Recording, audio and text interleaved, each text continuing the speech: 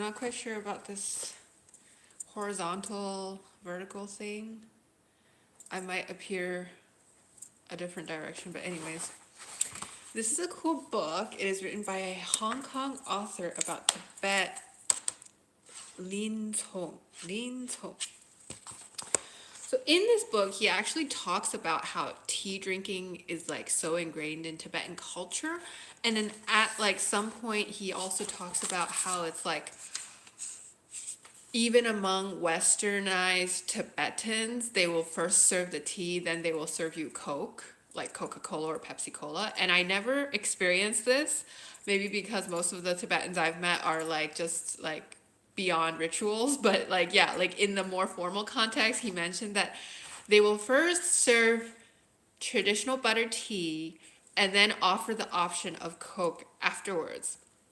So there is this like contesting hegemony of the drink choice, and it will be reflected in today's readings about wartime Tibet. You know, like Chiang Kai Shek published this China's Destiny book, and then he pointed out that the 5 major peoples within China were merely various clans of the same racial stock. And then a few decades later, they went to conquer Taiwan, and the indigenous people are not obviously mentioned in this book. Our various clans actually belong to the same nation as well as to the same racial stock. That there are 5 peoples designated in China is not due to difference in race or blood, but to religion and geographical environment. In short, the differentiation among China's 5 peoples is due to regional and religious factors, and not to race or blood. This fact must be thoroughly understood by all our fellow countrymen. So he's arguing that China's territorial domains reach the Himalayas, Pamirs, Indochina Peninsula, and other inner Asian peripheries such as Tibet, Chinese Turkestan, Outer Mongolia, and Tannu Tuva. He adopts a hard stand towards Tibet and Mongolia, and no area can of its own accord assume the form of independence. And then he lost. Anyways, another thing I wanted to point out is today is the Paranirvana anniversary of ZUG-KU. We are so grateful for this great master's teachings, and he is the founder of the Gelugpa school, and this is a holy image in this book, Encountering Tibet, Yu Xizang You Yuan. I bought this like years back, and it was only 39 RMB back in the day. And one interesting thing that we will learn in this book is that Tibetan monks actually operate a lot of businesses, you know, in the inner Asian trade. And I remember this thing because I'm trying to draw a map of Mcleodganj. A lot of people who are in the Tanka business don't even know this place. I was surprised because maybe like people in other countries, like they don't really concern themselves with business in other regions. But yeah, like one road leads to His Holiness Dalai Lama's temple, and it's like it's pretty geographically not going up or down, but after you pass the temple, there's like a kora where you can circumambulate the temple. That goes pretty steeply downwards. And then at this crossing between this two pants type of situation, here's like a big Ganden temple. And then at this part,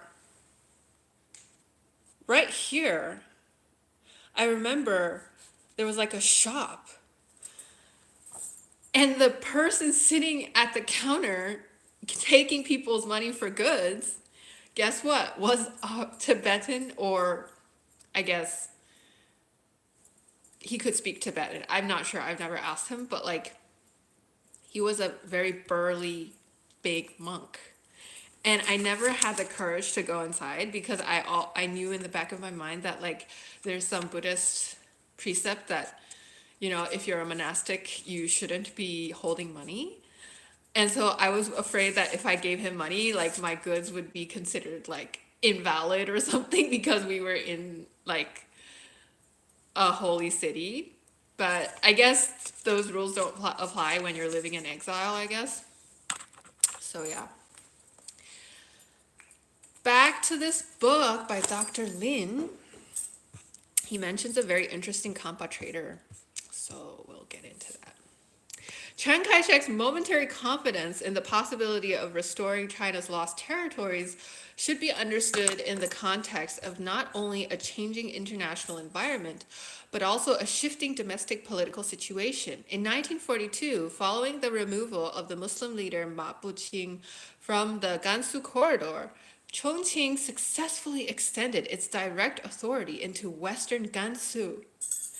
Ma Bu-qing and his Muslim cavalry were sandwiched between Ma Bu-fang in Kokonor and Ma Hongkui in the Alashan territory of western Inner Mongolia. These three Muslim warlords had constituted a continuous block of Muslim influence across the northwest and a barrier between the KMT authorities in South Gansu and de facto independent Xinjiang.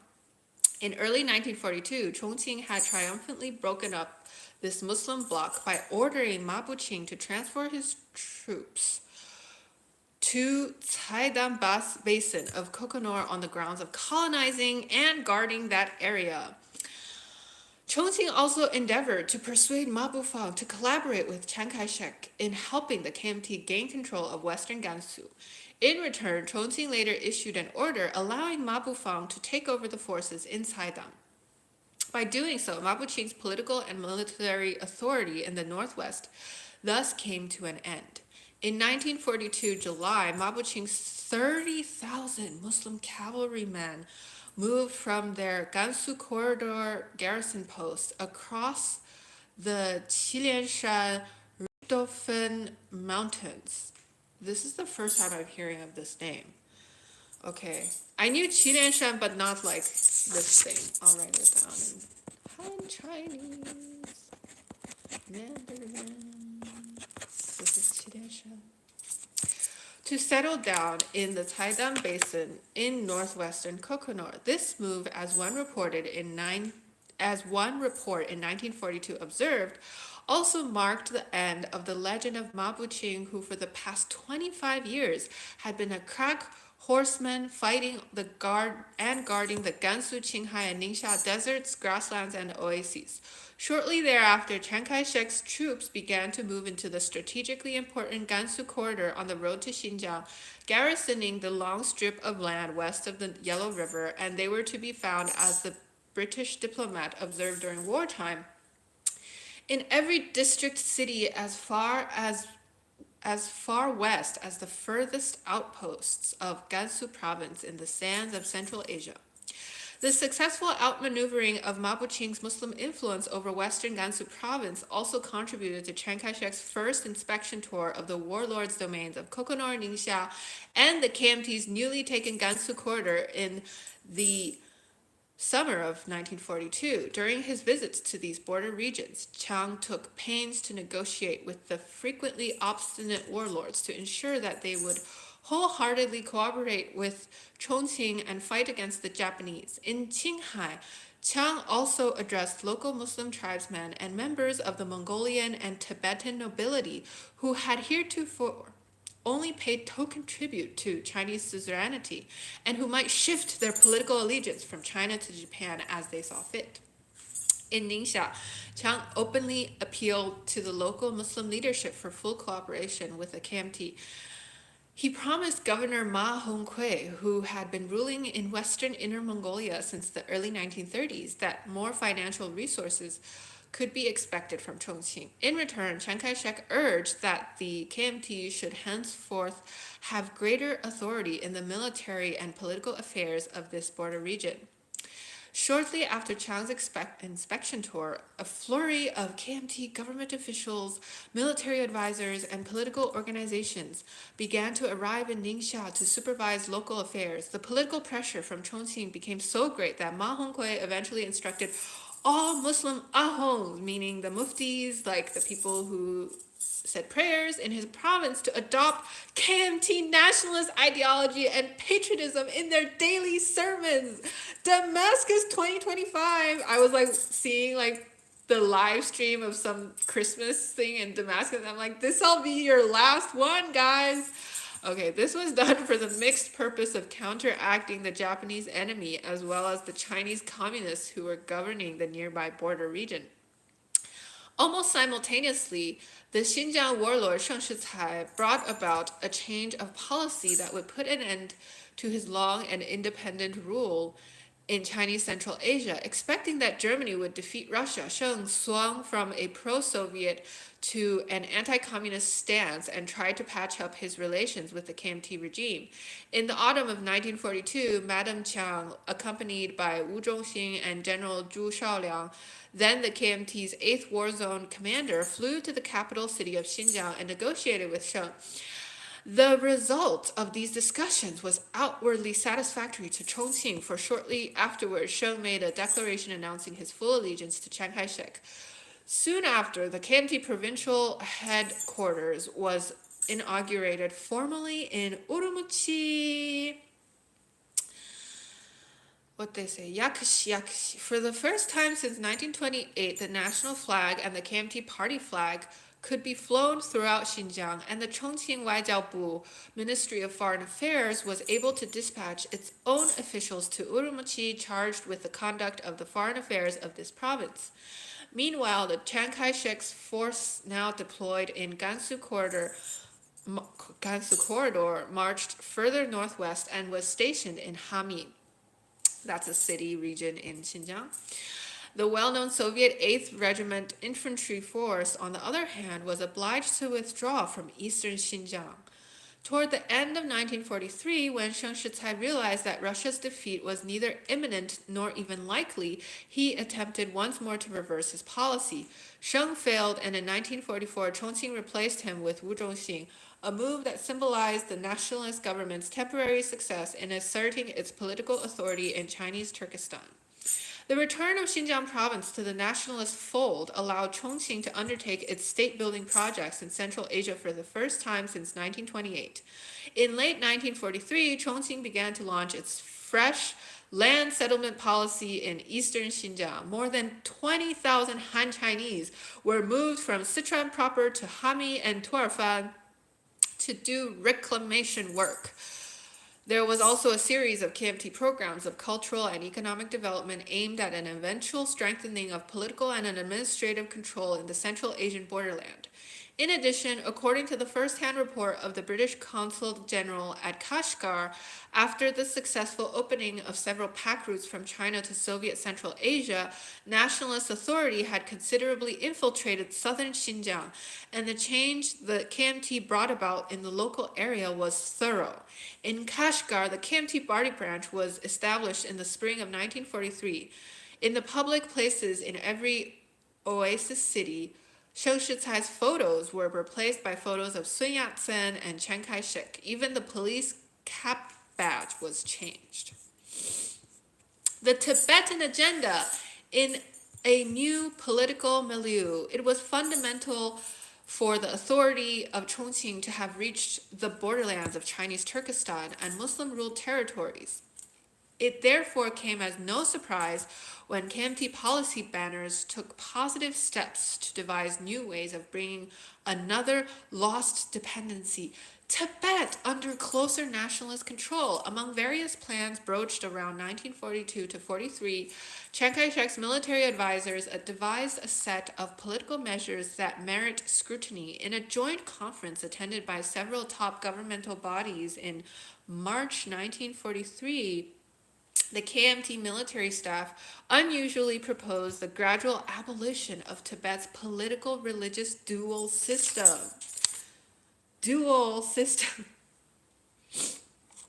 This implied a transformation of the traditional Tibetan structure, both politically and socially.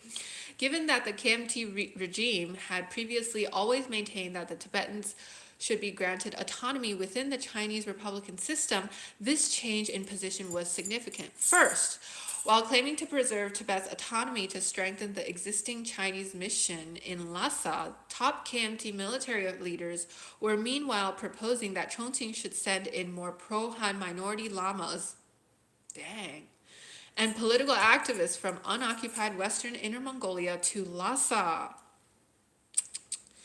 This was the first step in their plans to infiltrate Tibetan society and monasterial communities. Second, the nationalists proposed that steps should be taken to gradually transform Tibet's existing government structure. It was suggested that non-aristocratic and non-ecclesiastical Tibetans would gradually be recruited into the political circle to join political affairs, whereas the number of monk officials would slowly be reduced to a minimum.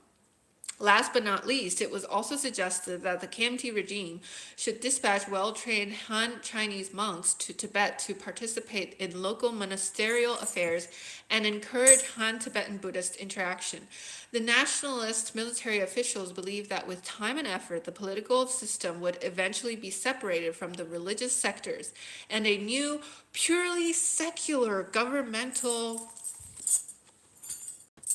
structure favorable in the penetration of the KMT influence could be established in Lhasa. Chongqing military leaders may have regarded the transformation of Tibet's internal structures as an idealized and ultimate goal that might take years to achieve. Indeed, nationalist military advisors' opinions on the transformation of the Tibetan dual system at one point caused serious debate among Chongqing high echelons. Executive Yuan officials, for example, thought it was impractical to change the Tibetan social and political structure, although they were generally convinced that it was necessary to dispatch more KMT intelligence agents to Lhasa to undertake clandestine activities. Yet during the war, the Chinese support of the Tibetan Revolutionary Party evidenced Chongqing's desire for immediate action to exert pressure on the recalcitrant Lhasa authorities. Without doubt, this political inclination was consonant with the general line taken by the KMT nationalists toward recovering their lost borderlands around this time. In October 1943, Wu Zhongxing submitted a confidential report to Chiang Kai Shek, which included plans to undermine the present Lhasa authorities. These projects were forged by a calm Tibetan, this is where it gets dramatic, called Pandatsang Rapga, an idealistic nationalist and intellectual who had been a devout follower of Sun Yat-sen and who had launched an abortive revolt against the Lhasa government in the early 1930s. In his 1943 proposals, Rapga appealed to Chongqing to organize a calm militia against the Tibetan troops. He also sought support from the KMT nationalists with a view to building the aforementioned Tibet Revolutionary Party to overthrow the existing Tibetan authorities, which he regarded as hopelessly ill-suited for the modern world. Rapga persuaded Chongqing to aid his anti-Lhasa campaigns with the following arguments. First of all, Rapga claimed dissatisfaction over Tibet's economic conditions had grown rife among Tibetan monks and monasteries. Second, political dissension among the Tibetan ruling upper aristocracies was pronounced. And third, the exploitation of the Tibetan commoners by the ruling classes had caused widespread exasperation among the Tibetan masses. Furthermore, he pointed out two reasons why he was in a strong position to carry out revolutionary activities. First, his brother was at that time responsible for one of the wealthiest Tibetan business firms, controlling more than 7 million rupees worth of commercial business in the Kham and Tibetan areas. And second, his brother-in-law had previously served as military commander of the Kham local militia and still had close ties with the present Tibetan military sector. On receiving Rapga's request to sponsor his revolutionary campaigns in Tibet proper and the Lhasa-controlled Kham area, Chongqing officials were concerned about possible negative reactions from the British and Lhasa authorities. In addition, the KMT leaders were unable to decide whether this Tibet Revolutionary Party should be regarded as a mere branch of the KMT in Tibet or as a political group that was independent of their substantial command. Moreover, given the failure of their previous military initiatives in the Kham area in the 1930s, orchestrated respectively by Khesak Tsering, the 7th Norla Huktuktu, and the late 9th Panchen Lama's field headquarters, the nationalist policy banners at this time took a more reserved, if not pessimistic, attitude toward organizing pro-KMT local militias as their agents. So the 9th Panchen Lama, His Holiness, and the 7th Norla Hutuktu had a failed military initiative, Okay, KMT officials had dreamed about the possibility of extending their influence into Tibet and adjacent areas. In an instruction to his military staff, Chiang Kai Shek finally ordered a monthly stipend of 100,000 yuan to be paid to Rapga in the name of the Mongolian and Tibetan Affairs Commission. Chiang also instructed his Secret Service agents in Tibet, Xikang, and India to work closely with Rapga, who carried an official Chinese passport after his return to India from Sichuan in late 1943. So 100,000 yuan. Back then, that was like a lot of money. 100,000 yuan. A flourish of economic and financial projects related to Tibet around 1942 to 1943 also reveal how Chongqing perceived its connections with Tibet, as well as how it envisaged the ideal Sino-Tibetan relationship after Pearl Harbor. One novel idea was for the demarcation of Tibet, and as it was referred to by some KMT officials, freshly submitted Xinjiang into special economic zones. These Chongqing planners proposed that given the sovereignty over Xinjiang and Tibet were soon to be restored, other two outlying regions should maintain their independent economic and monetary systems. In this way, it was suggested the worsening inflation in Sichuan proper might be prevented from spilling over into these areas. So now China is also going through tremendous economic crises. There's a lot of layoffs. People in Beijing and Shanghai can't find jobs. So this is like very concerning in regards to their sovereignty in these regions as well. Okay.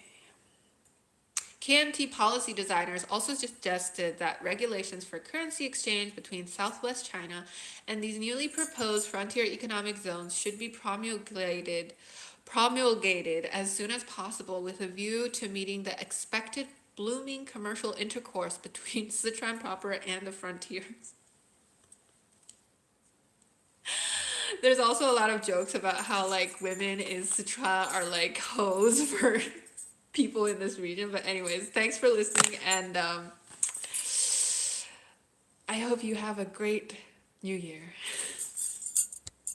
Great Tibet.